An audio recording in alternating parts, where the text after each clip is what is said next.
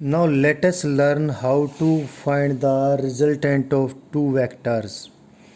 वैसे तो हमने दो वेक्टर्स का रिजल्टेंट निकाल लिया है। कैसे? ग्राफिकल मेथड से। Finding the resultant of two vectors. तो ग्राफिकली तो हमने निकाल लिया है। ट्रायंगल लॉ को यूज़ कर लें या पैरेललोग्राम को यूज़ कर लें। वेक्टर्स की मैग्नीट्यूड को स्केल्स को यूज़ करके डेफिनेट लेंथ से रिप्रेजेंट कर दें और वेक्टर्स के बीच एंगल को निकालने के लिए प्रोटेक्टर का इस्तेमाल कर दें। सब कुछ हो जाएगा। But as I told you, this is not always advisable because many of the times you are not having this gadgets. ना आपके पास प्रोटेक्टर है, ना ही आपके पास स्केल है, और इतना टाइम भी नहीं है। आपके पास तो कोई फॉर्मूला हो, उसमें आपने ए की वैल्यू, वेक्टर ए की मैग्नीट्यूड कितनी है वो पुट कर दी, वेक्टर बी की मैग्नीट्यूड कितनी है वो पुट कर दी, ए वेक्टर और बी वेक्टर, ए वेक्टर और बी वेक्टर वो वेक्टर जो आपने ऐड करने हैं उनके बीच एंगल कितना उसकी वैल्यू पुट कर दी, और फटाफट रिजल्टेंट की मैग्नीट्यूड भी पता चल गई और डायरेक्शन भी पता चल गई। तो ऐसा कोई हमने तुरंत फुरत वाला काम करना है, वो मैं आपको सिखा रहा हूँ। तो एक बार फिर चलता हूँ मैं। सपोज ये वेक्टर ए का रिप्रेजेंटेशन है उस वेक्टर का जो किसी दूसरे वेक्टर में ऐड करना है, and suppose this is the representation of vector B. And बच्चों हमने क्या करना है, हमने ए वेक्टर और बी वेक्टर का रिजल्टेंट डिटरमाइन करना है। Let the resultant is R vector, so हमने आर वेक्टर डिटरमाइन करना है। कैसे करेंगे? पहले तो ग्राफिकल स्टेप्स को तो फॉलो करेंगे ही, या तो इनको ऐड करने के लिए हम ट्रायंगल लॉ को ओबे करते हुए एक ट्रायंगल बनाएंगे हेड टू टेल ऑर्डर में, या पैरेललोग्राम बनाएंगे। दोनों एक ही बात है। तो पैरेललोग्राम वाली बात मैं इस फॉलो करूँगा क्योंकि तकरीबन बच्चे टेल टू टेल मिलाकर थोड़ा ज़्यादा ही खुश होते हैं। तो मैंने क्या कर दिया, वेक्टर ए को रिप्रेजेंट कर दिया इतना ही बड़ा इसी डायरेक्शन में। ये वेक्टर ए का रिप्रेजेंटेशन है। और मैं ऐसा कर लेता हूँ, ये जो मैंने एरो ड्रा किया है इसका कोई नाम दे लेता हूँ। Let me name this arrow. इस एरो को मैं नाम दे देता हूँ so the name of this arrow is O P, और लिख भी देता हूँ this arrow O P represents. भाई मैं इक्वल टू नहीं लिख रहा हूँ, हो सकता है ये फोर्स और न्यूटन में, ये तो सेंटीमीटर्स या मीटर्स में है। तो O P is representing A, equal to नहीं लिखा है मैंने। हाँ, अगर ये डिस्प्लेसमेंट वेक्टर होता तो डिस्प्लेसमेंट वेक्टर तो खुद लेंथ ही होता है और एरो की लंबाई भी लेंथ ही है, तो मैं इक्वलिटी यूज कर सकता था। बहुत बार हम लूजली स्पीकिंग चीज़ें डील करते होते हैं, लूज तरीके से अगर हम चीज़ें कर रहे होते हैं तो इक्वल टू लिख भी देते हैं, बट नहीं लिखना चाहिए। तो मैंने रिप्रेजेंटेशन का, ये कोई रिप्रेजेंटेशन का कोई स्टैंडर्ड सिंबल ऐसा नहीं है, इक्वलेंट का ये सिंबल बनता है। तो मैंने ये, और मेरे पास कोई सिंबल था भी नहीं तो मैंने ये यूज़ कर लिया। O P represents vector A की मैग्नीट्यूड।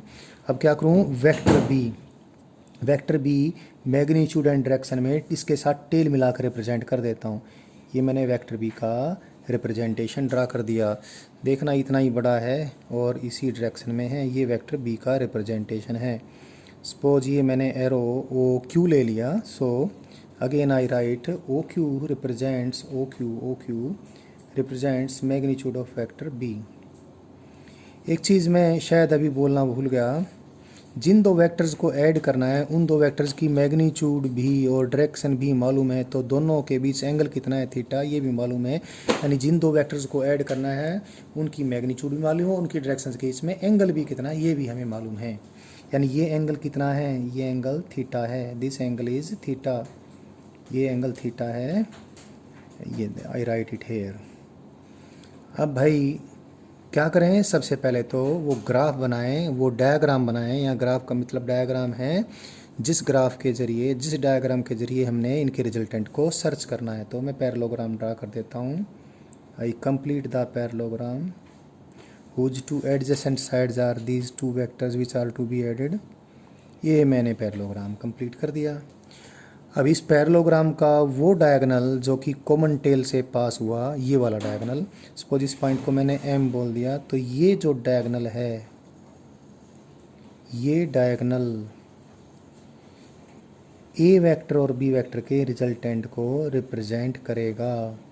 तो मैंने रिजल्टेंट निकालना है, तो एक तो निकालना पड़ेगा क्या, ये एरो की लेंथ, एक निकालना पड़ेगा कि ये आर की डायरेक्शन ए वेक्टर या बी वेक्टर के साथ कितना एंगल बनाती है। अभी 1 मिनट में क्लियर कर देता हूँ। पहले तो मैं एक चीज़ लिख देता हूँ, क्योंकि O P arrow A vector की मैग्नीट्यूड को रिप्रेजेंट करता है और डायरेक्शन भी ए की डायरेक्शन ही है, और ओ क्यू एरो की लंबाई बी वेक्टर की मैग्नीट्यूड को रिप्रेजेंट करती है, और ओ क्यू एरो की डायरेक्शन भी बी वेक्टर के अलोंग ही है, और इन दोनों ने मिलकर पैरेललोग्राम कंप्लीट किया है। तो पैरेललोग्राम लॉ के अनुसार अगर ये वेक्टर ए का रिप्रेजेंटेशन है, ये वेक्टर बी का रिप्रेजेंटेशन है, तो ओ एम किसका रिप्रेजेंटेशन होगा, O M will be the representation of R. If OA represents A, OQ represents B, then surely from parallelogram law of vector addition OM will represent R। ठीक, क्योंकि R की magnitude निकालनी है तो OM की length निकाल देंगे, और R की डायरेक्शन निकालने के लिए क्या करें, ये R वेक्टर का रिप्रेजेंटेशन इन दो वेक्टर्स में से किसी भी एक वेक्टर के रिप्रेजेंटेशन के साथ कितना एंगल बनाता है वो निकाल लें। सपोज ये एंगल अल्फा निकाल लें, तो अल्फा निकलने का मतलब क्या है, ए वेक्टर की डायरेक्शन तो हमें ऑलरेडी मालूम है, अगर अल्फा एंगल निकल जाएगा तो ये पता चल जाएगा कि रिजल्टेंट वेक्टर की डायरेक्शन ए वेक्टर की डायरेक्शन के साथ कितना एंगल बनाती है। अल्फा निकल जाएगा तो ये एंगल भी निकल जाएगा, बिकॉज ये तो थीटा है, ये अल्फा है, तो ये कितना हो जाएगा, theta minus beta, theta minus alpha. So हमने अल्फा निकालना है और ओ एम निकालना है, ये भी निकालते हैं। निकालने के लिए थोड़ा सा कंस्ट्रक्शन करें हम, ओ ए को आगे, ओ पी को हम आगे बढ़ा देते हैं, ओ पी को आगे बढ़ाकर ओ पी पर हम परपेंडिकुलर ड्रॉ कर देते हैं पॉइंट एम से फुट ऑफ परपेंडिकुलर को हमने एन कह दिया। तो हमारे पास दो राइट एंगल ट्रायंगल बन गई है, एक तो बड़ी वाली जिसका एंगल अल्फा है, एक छोटी वाली जिसका ये एंगल थीटा है। सो ये शेडेड ट्रायंगल को एक बार हम देख लें। अभी मुझे कुछ चीज़ों की ज़रूरत पड़ेगी तो उसको पहले ही लिख लेता हूँ। इस शेडेड ट्रायंगल में ये तो हाइपोटेन्यूस है, ये परपेंडिकुलर, ये बेस है। तो आप एक चीज़ तो देखें, एन एम डिवाइडेड बाई ये वाला, यानी hypotenuse is equal to sine theta. मतलब ये कि एन एम की मुझे ज़रूरत पड़ेगी तो एन एम को मैं क्या लिख दूंगा, पी एम साइन थीटा से रिप्लेस कर दूंगा। एक चीज़ मैं यहाँ पर लिख देता हूँ, ध्यान रहे, जो ओ क्यू है, ओ क्यू और पी एम दोनों किसी पैरेललोग्राम की आमने सामने वाली साइड है, लेंथ में बराबर है। तो इस चीज़ को मैं ऐसे भी लिख सकता हूँ बच्चों, क्या ओ क्यू जो किसके बराबर है, पी एम के बराबर है, और ये दोनों किस को रिप्रेजेंट करते हैं, वेक्टर बी की मैग्नीट्यूड को रिप्रेजेंट करते हैं। ऐसे इसके लिए भी यूज़ कर सकता था यहाँ पर, बट काम चल जाएगा मेरा, अभी ज़रूरत पड़ेगी तो लिख देंगे। एक चीज़ और देख लें, यहाँ से वापस से यहाँ पर आ जाता हूँ मैं। इस ट्रायंगल में, इस ट्रायंगल का जो बेस है पी एन को डिवाइड कर दिया किससे, बेस को हाइपोटेन्यूस से, पी एम से। ये क्या आ गया बच्चों, ये कोस थीटा आ गया। सो पी एन कितना आ गया, पी एन आ गया हमारा पी एम कोस थीटा। ये दो चीज़ों की मुझे ज़रूरत पड़ने वाली है, एन एम की भी और पी एम की भी। अभी मैं यूज़ करूँगा इसको, ठीक है, अभी हो जा रहा है, बस देखते जाएं आप। अब ये बड़ी वाली राइट एंगल ट्रायंगल को एक बार आप अपनी नज़रों में संभालें, इसको देखिएगा जनाब।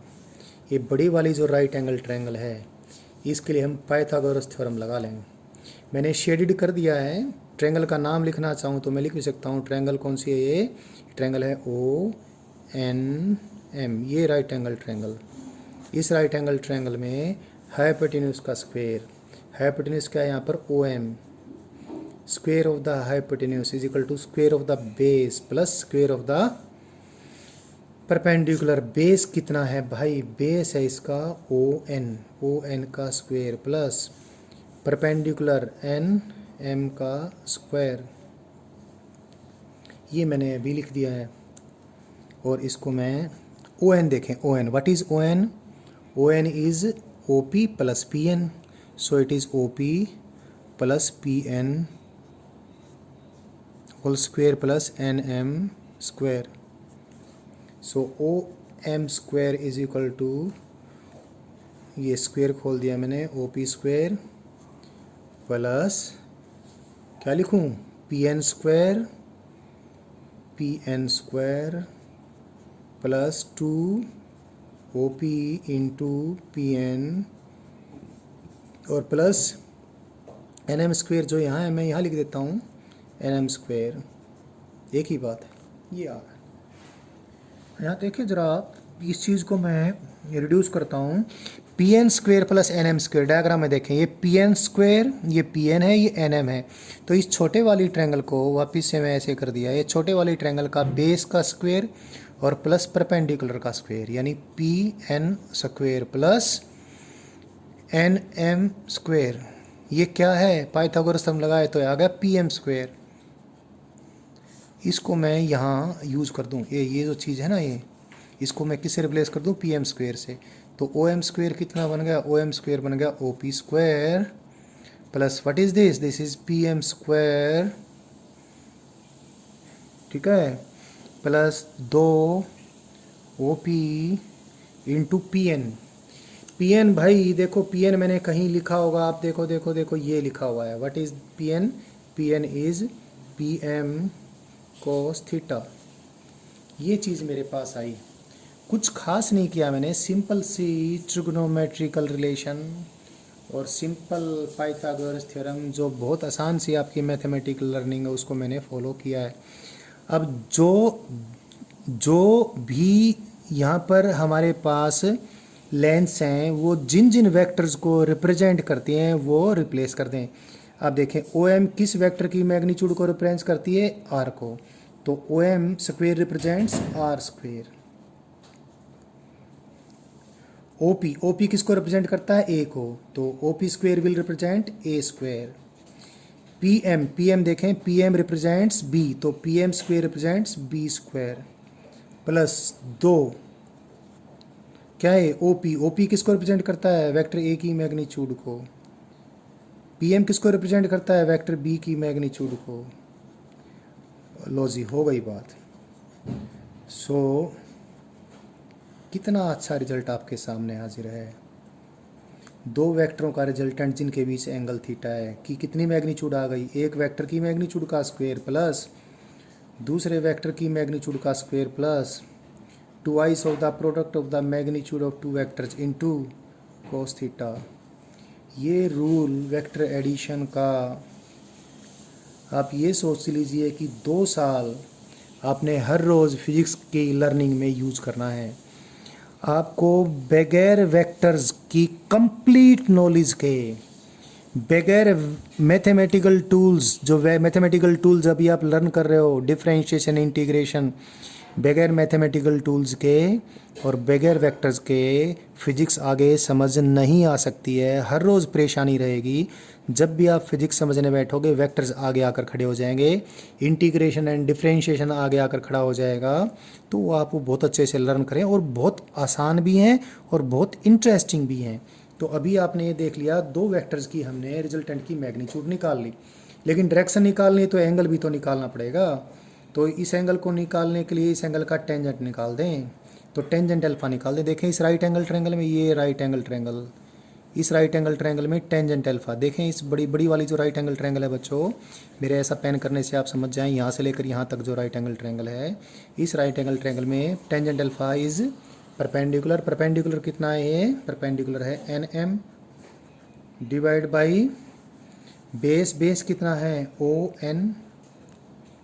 एन एम क्या है, एन एम मैंने कहीं निकाला हुआ है, एन एम ये रहा क्या, P M sine theta divide by O N. O N को फिर ब्रेक कर लेता हूँ, what is O N, O N is equal to, it is O P plus P N, और पी एन को फिर मैं वापस लिख देता हूँ। ये पहले तो पी एम साइन थीटा तो मैंने लिख ही दिया, और ओ पी भी मैंने लिख दिया, बट पी एन जो मैंने निकाला था वो पुट करता हूँ। पी एन क्या है, पी एम कोस थीटा। तो टेंजेंट अल्फा देखें, टेंजेंट अल्फा आपका हो गया है, tangent alpha is equal to, P M किसको रिप्रेजेंट करता है, बी की मैग्नीट्यूड को, बी साइन थीटा, और ओ पी किसको रिप्रेजेंट करता है, ए की मैग्नीट्यूड को, पी एम बी की मैग्नीट्यूड को रिप्रेजेंट करता है, तो ये हमारे पास टेंजेंट अल्फा का फॉर्मूला आ गया। मैं यहाँ लिख देता हूँ